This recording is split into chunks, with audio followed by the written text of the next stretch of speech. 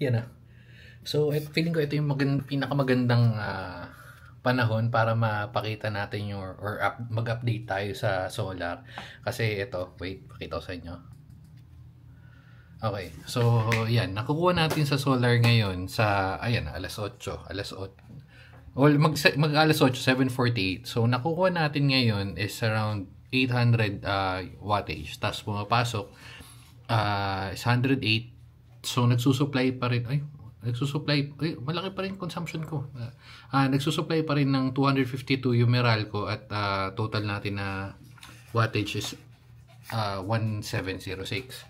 Okay, so ano yan, alas 8 ng umaga, tapos makulimlim, hindi naman siya, paambon na siya, pero may mga makulit tayo dito. Yes po. Yes mga Peggy. Sige mga Peggy. Tapos, ay bibigay muna natin itong pagkain natin. Ay mamaya na. Ayan, ganito yung araw.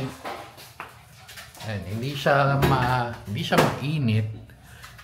Kasi dapat yung mga ganito usually nasa 1,000, 1,500 na-harvest natin. Labas tayo, wait lang. Labas lang tayo. Sino sasama sa akin labas? Sino sasama sa akin magbibideo sa labas? O dali. Sino pa sasama? Nana. Okay. May mahabol pa, may bit-bit na laruan. Okay. So, ito na nga. Ayan. Ayun yung araw. Again, hindi siya ganun kainit. Pero, well, medyo. Uy! Shhh! Nagkakagulo pa doon.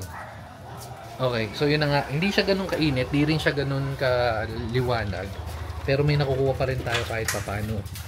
Kaya lang tayo nag-update kasi ilang araw na to. Actually, mag-isang linggo na yata. Wait lang. Papasukin ko muna ito mga to. Steve!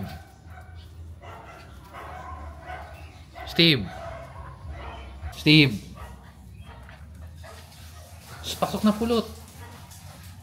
Pasok na. Lalabas na naman sila. No. Mamaya na. Bilis, pasok. Pumasok ka na. Huwag ka na lumabas. Pasok na. Pasok.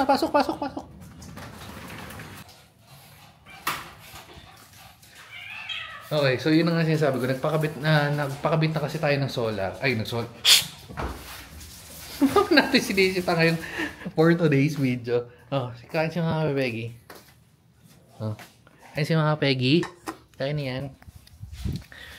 Yun nga, nakabit na yung net, well, hindi pa pala, na-set up na yung net metering. Nalagay natin to, or na-request, hindi na ayos Okay, so na-request natin to way back, check ko lang. Parang way back August pa. So, yung process sa net metering, ang nangyari, nagbayad tayo sa kanila doon sa pinagpakabitan natin solar ng 40,000. Yung 40,000 sila nang mag-asikaso ng papeles.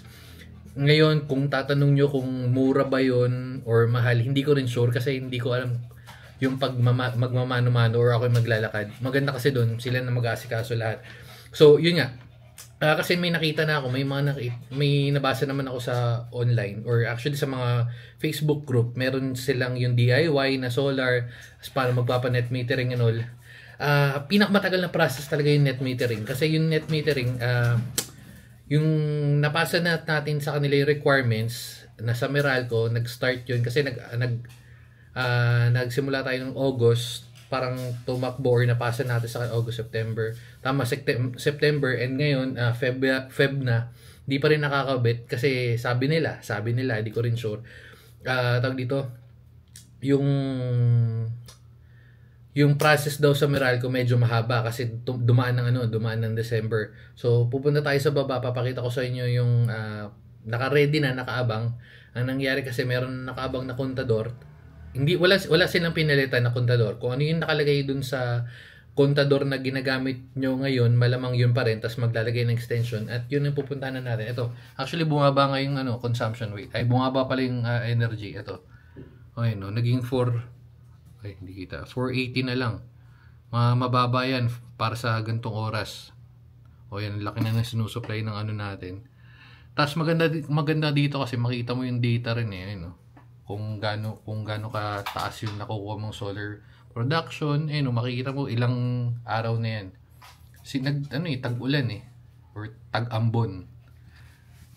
Okay, so punta tayo sa baba at syempre susunod to mga to. Pero papakita ko sa inyo yung nakaabang. Tapos meron pa sila nilagay na limiter kasi nga yung limiter na yun while waiting dun sa magkakabit na kontan. may mga ano pa tayo Ang alalay pa tayo. Alis yan. So, lalabas muna tayo. Okay. So, ito yung natin. 10K na battery. Hindi natin masyado magamit yan dahil nga naulan. Pero, ito. Ayun yung hindi ko masyado makita kasi yung taas. Pero yun yung itsura. So, yun yung mas accurate kasi ngayon yung rekta. Ilan ba yung nakuha? 608. Tama ba? 608. Tapos yung supply ng Meralco to 1,000 something or 800. Ayun, naglalaro ng ganyan. Ayan, ganyan kataas. Tapos ito yung naka-ready. Ito yung nilagay nila. Yung kulay black na yan, ayun yung limiter. Yan, limiter yan. Pero ito yung ni-ready nila. Tapos ito. Wala namang kuryente yan. Pero ayan yung dito lalagay. So mangyayari dito papasok yung pag naayos na yung net limiter. Waiting na lang yan. Siguro mga 2 weeks na lang. Baka 3 weeks. Baka mas matagal. Pero yun. Kasi ito pa yung isang box. Ay, nasa loob yung susi. Pero nandito may inayos pa sila dito. Ayun lang. So waiting na lang kung gaano katagal or kung may silbi ba. Tansya ko na lang din kasi bago ko nga ipakabit yung net limiter na sabi na naman sa akin, parang in-offer niya nga sa akin sabay yun, pero di ko naman alam na ganun kasi katagal yun. So mangyayari is waiting na lang tayo doon. Yung total bill, running total bill for more than a year, sabihin more or less mga 50 to 60% yung nabawas.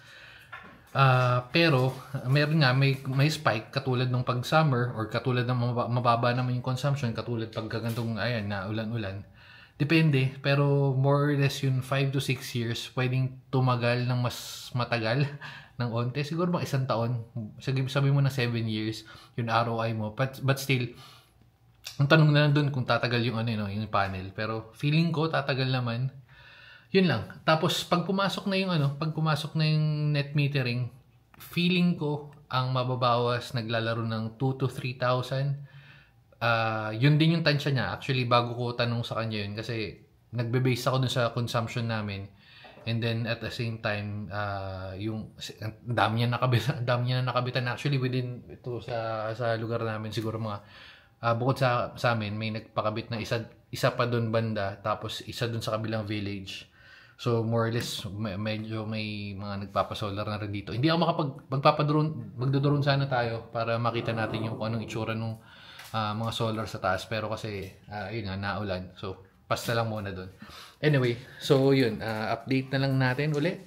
Actually for more than a year, pwede na kasi pero ang malaki pa rin binabayaran natin sa solar, sa kuryente. Pero again, 50%, so parang kung kukumputin